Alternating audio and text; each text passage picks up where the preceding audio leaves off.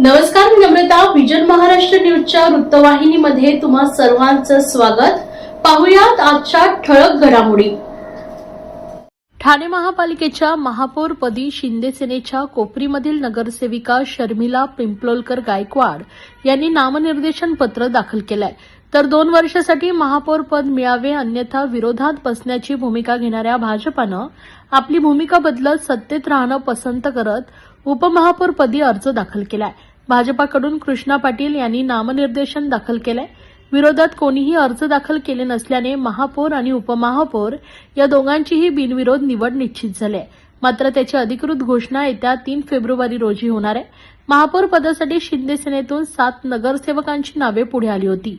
अखेर उपमुख्यमंत्री एकनाथ शिंदे यांनी पुन्हा कोपरीवर विश्वास टाकत येथील सलग 2दा निवडून आलेल्या शर्मिला रोहित पिंपलोलकर गायकवाड यांच्यावर विश्वास ठेवत त्यांना महापौर पदाची संधी दिली आहे. त्या कोपरी येथील प्रभाग क्रमांक 20 मधून सलग दुसऱ्यांदा निवडून आल्यात. दुसरीकडे महापौर पदावर दावा करणाऱ्या भाजपानं अखेर उपमहापौर पदावर समाधान मानलंय.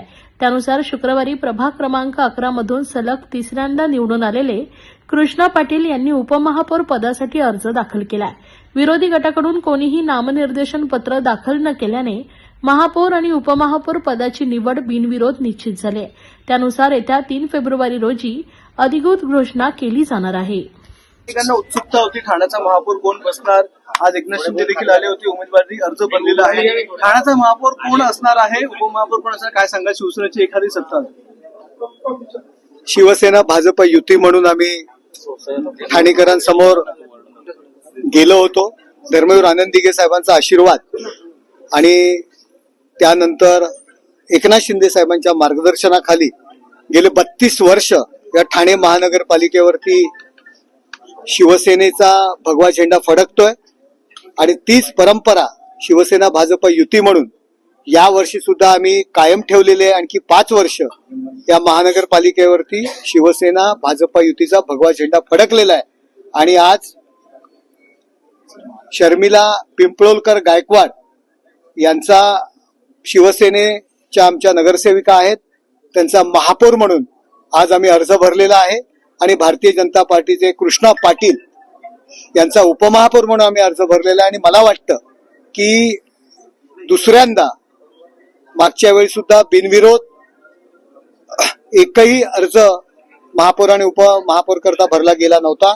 तीच परंपरा यावर्षी सुद्धा तीच परंपरा आम्ही कायम ठेवू आणि शिवसेना भाजप युतीचे महापौर आणि उपमहापौर बिनविरोध या ठिकाणी निवडून येतील. आलेल्या जमा आहेत.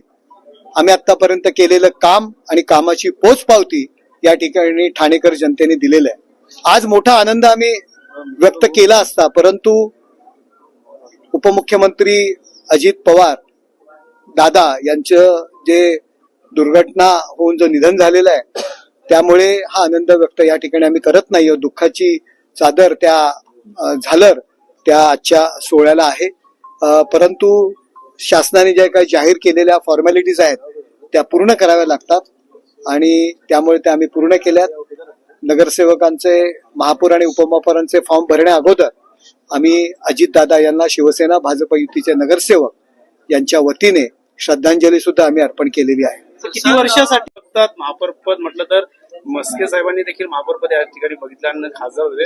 एकंदरीत कारभार कसं बघतात. सर्वांना माझा नमस्कार. जय महाराष्ट्र. सर्वप्रथम महाराष्ट्र राज्याचे उपमुख्यमंत्री अजितदादा पवार यांचं जे प्लेन अपघातात निधन झाले त्यांना मी श्रद्धांजली वाहते. आणि 2017 नंतर 2026 मध्ये पुन्हा एकदा महाराष्ट्र राज्याचे उपमुख्यमंत्री एकनाथजी शिंदे साहेब आणि आपले खासदार नरेशजी मस्के साहेब, जिल्हा प्रमुख मीनाक्षीताई शिंदे यांच्या मार्गदर्शनाखाली आज ही उमेदवारी भेटलेली आहे. महापौर पदाची उमेदवारी पुन्हा एकदा भेटलेली आहे. अभिमान वाटतोय की एका सर्वसामान्य स्त्रीला या सर्व आपल्या नेते मंडळींनी एक पद दिलंय महापौर पदाचं आणि त्याचा मी मान राखेन. काम करण्याची संधी भेटली आहे मोठी ठाणे जिल्ह्यावरती. त्याचं काम करण्याचं, सोनं करण्याचा नक्कीच प्रयत्न करेल. सर्वप्रथम महाराष्ट्राचे माजी उपमुख्यमंत्री अजितदादा पवार यांच्या स्मृतीस विनम्र श्रद्धांजली वाहतो. एकनाथ शिंदे साहेब, निरंजन डावखरे, नरेश मस्के आणि आम्ही सर्वजण एकत्रित सर्वप्रथम त्यांना महापौर दालनामध्ये श्रद्धांजली वाहिली आणि त्यानंतर आम्ही इथे अर्ज भरायला आलेलो आहोत. त्यामुळे कुठल्याही प्रकारचा गोंगाट, नारेबाजी न करता शांततामय पद्धतीने प्रशासनाने आणि निवडणूक आयोगाने ठेवलेली प्रक्रिया पूर्ण करावी असा निर्णय झाला आणि शिवसेनेतर्फे महापौर म्हणून शर्मिला पिंपळकर यांचा अर्ज भरण्यात आला आणि भारतीय जनता पार्टीला उपमहापौर पद हे मिळालेलं आहे. आणि त्यानुसार आमचे ज्येष्ठ नगरसेवक कृष्णा दादू पाटील यांचा अर्ज या ठिकाणी भरण्यात आला आहे आणि अजून तरी कोणाचे अर्ज आलेले नाहीयेत. आशा बाळगतो की निवडणूक बिनविरोध होईल. काय फॉर्म्युला नेमका ठरलेला आहे? किती वर्षाचं हे उपमहापौर पद असणार? फॉर्म्युला कुठलाही अजून ठरलेला नाहीये. बाकीची चर्चा थोडीशी प्रलंबित राहिलेली आहे. अजितदादांचं आकस्मिक निधन झाल्यामुळे मध्ये चर्चेंना विराम मिळाला होता, परंतु युतीत राहावं हे मात्र ठरलेलं असल्यामुळे तुर्तास आम्ही उपमहापौर पद अर्ज भरलाय आणि बाकीच्या चर्चा वरिष्ठ पातळीवर मुख्यमंत्री आणि उपमुख्यमंत्री यांच्या पातळीवर होऊन प्रत्येक महापालिकेतलं संख्याबळ, पक्षबलाबल पाहून त्यानुसार पदांची संख्या ठरेल.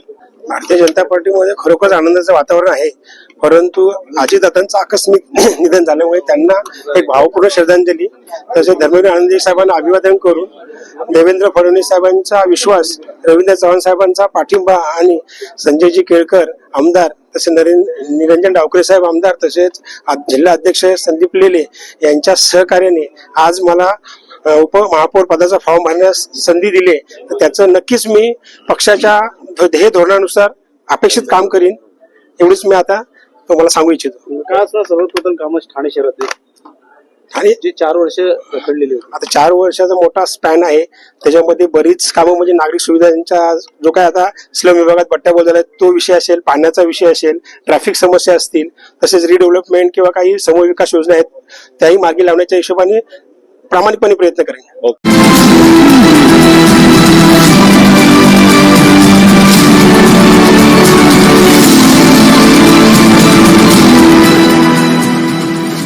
ठाण्यातील कोपरी येथील गांधीनगर आनंदनगर परिसरात आज दुपारी नाल्याची संरक्षण भिंत कोसळल्याची घटना घडली. ही घटना आज दुपारी सुमारे 2:05 सुमारास पंचायत सोसायटीजवळ केएल कॉलनीच्या बाजूला घडली आहे. या घटनेत सुदैवानं कोणालाही दुखापत झाली नाही. नाल्यावर बांधण्यात आलेल्या अंदाजे 200 फूट लांब व 10 फूट उंच संरक्षण भिंतीचा काही भाग अचानक कोसळलाय. यासोबतच नाल्याची मुख्य भिंतही खचल्याने निदर्शनास आलंय.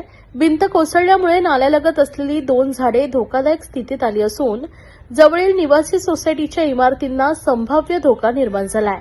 घटनेची माहिती मिळताच ठाणे महानगरपालिकेचे आपत्ती व्यवस्थापन कक्षासह सार्वजनिक बांधकाम विभाग, INDP विभाग तसेच अग्निशमन दल, अन्य संबंधित विभागांचे अधिकारी व कर्मचारी तातडीनं घटनास्थळी दाखल झाले.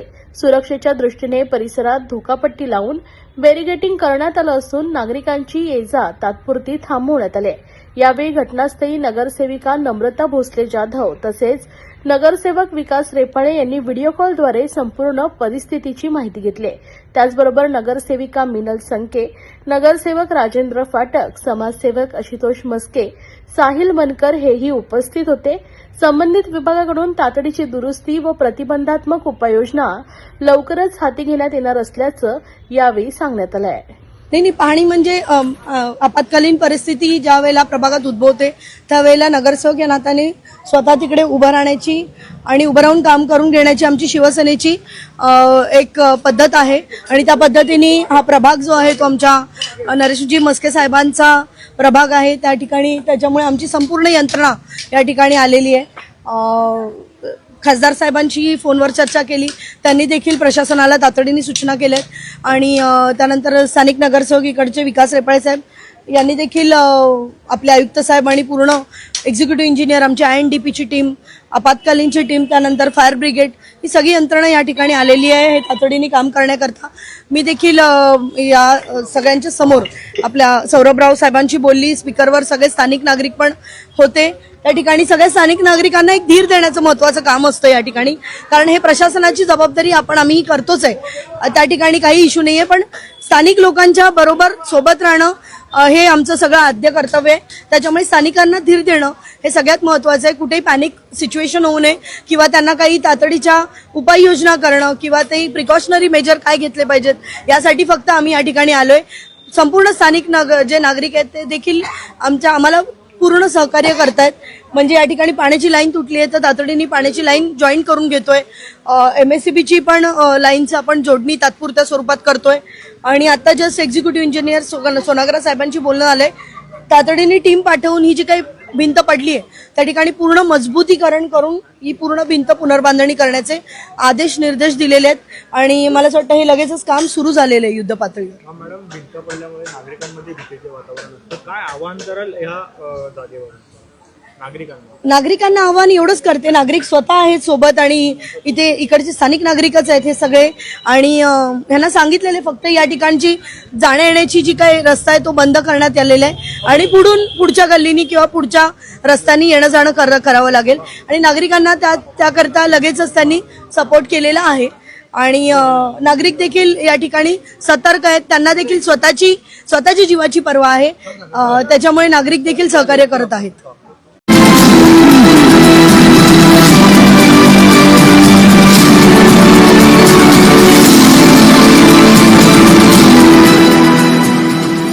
साडेसहा दशकांपूर्वी सातारा जिल्ह्यातील कोयना धरण प्रकल्पात बाधित झालेल्या सुमारे 80हून अधिक कुटुंबांचं पुनर्वसन भिवंडी तालुक्यातील करंजवडे गावात करण्यात आलंय.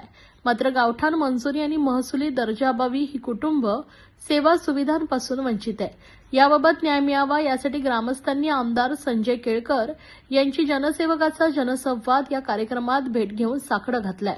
याबाबत महसूल मंत्र्यांच्या दालनात संयुक्त बैठक घेण्यात येणार असल्याचं केळकर यांनी म्हटलंय. सुमारे 65 वर्षापूर्वी कोयना धरण प्रकल्पग्रस्त 80हून अधिक कुटुंबांचं पुनर्वसन भिवंडी तालुक्यातील करंजवडे गावात करण्यात आले आहे. मात्र या कुटुंबाच्या 3 पिढ्या सोयीसुविधांपासून वंचित असल्याची व्यथा या ग्रामस्थांनी आमदार केळकर यांच्याकडे मांडली आहे. किमान 7 एकर जागा असलेल्या गावात महसुली दर्जा दिला जातो, परंतु करंजवडे गाव 4 एकरवर असून आणखीन 3 एकर जमीन गावाला मिळावी अशी मागणी ग्रामस्थांनी निवेदनातून केली. महसुली गावाचा दर्जा आणि गावठाण दर्जा मिळाला नसल्याने शासनाच्या विकास योजना तसेच सोयीसुविधांचा लाभ मिळत नाहीये. त्यामुळे गेल्या 65 वर्षात 3 पिढ्यांचं जीवनमान ढासळलंय. जिल्हा परिषदेची विकास कामे सुरू असून अन्य गावांना निधी मिळाला असला तरी करंजवडे गावाला निधी मिळाला नसल्याची बाब ग्रामस्थांनी केळकर यांच्या निदर्शनास आणली आहे. याबाबत केळकर यांनी लवकरच महसूल मंत्री चंद्रशेखर बावनकुळे यांच्या दालनात संयुक्त बैठक आयोजित करून महसुली दर्जा आणि गावठाण मंजुरी याबाबत चर्चा करून निर्णय घेण्यात येईल असं सांगितलंय. या होत्या आजच्या ठळक घडामोडी. अशाच राजकीय, सांस्कृतिक, क्रीडा क्षेत्रातील बातम्या पाहण्यासाठी पाहत रहा विजन महाराष्ट्र न्यूज ही वृत्तवाहिनी. विजन महाराष्ट्र न्यूजच्या फेसबुक चॅनलला व युट्यूब चॅनलला फॉलो आणि सबस्क्राईब करा. धन्यवाद.